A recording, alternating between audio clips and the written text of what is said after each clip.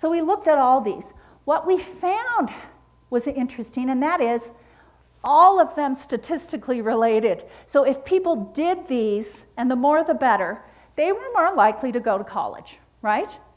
But there were a few in our Utah women's sample that came out very strongly, and two that I like to talk about. One, top one by far, was saving money.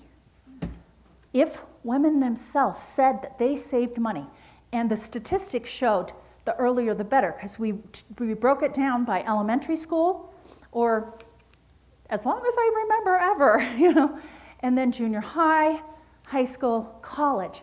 If they statistically said they started saving their own money, and I just picture when I was growing up the little piggy bank with, and I'm LDS Mormon, very active, so my parents, we had a mission thing. We used to put money in the piggy bank, and I think every time you think about that and put money in college thing, you're thinking about, oh, I'm planning for college, right?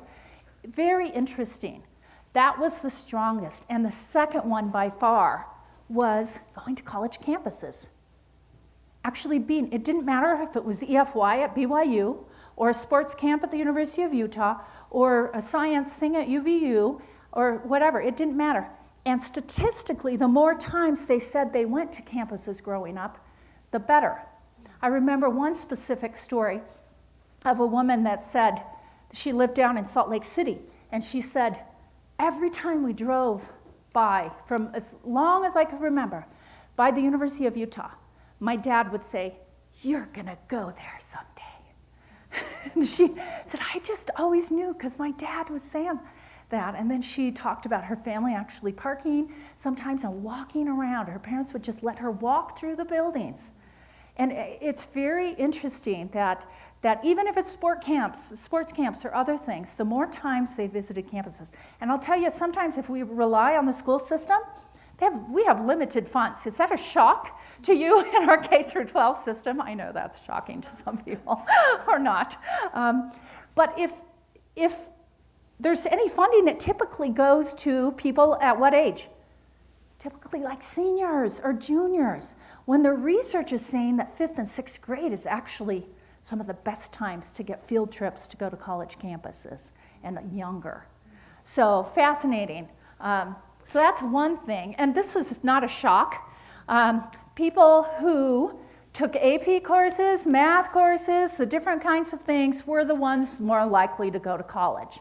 And we really analyzed the difference in concurrent enrollment with just general, any old class that they could get credits for, or very specific English things and that made a difference as well.